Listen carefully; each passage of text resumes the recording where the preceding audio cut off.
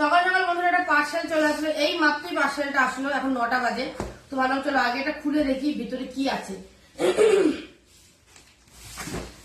ভিতরে সেরকম কিছু থাকলে ফেরত দিয়ে দিতে পারবো, কিন্তু জানি না, দেখি দেখি লম্বা কি এসছে আমি বুঝতে পারছি না। ঘরের জন্য অর্ডারটা ঘরের জন্যই দিয়েছি, ভেবেছিলাম পরে খুলবো, কিন্তু এখনই খুলে দেখতে হবে এটার ভিতরে কি আছে।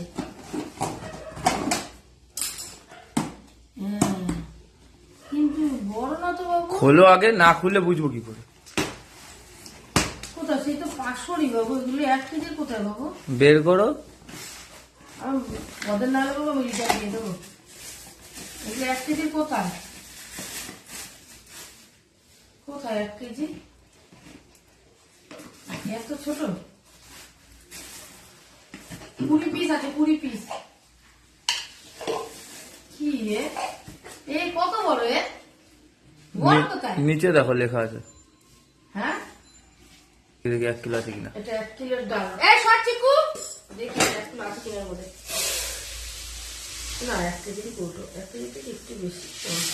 না না 1 কেজিরই, 1 কেজির কৌটো। দেখলাম এটা ঢুকে কেজি হিসাবে হয় না, এমএল হিসাবে হয়, এই জন্য একটু কম আছে।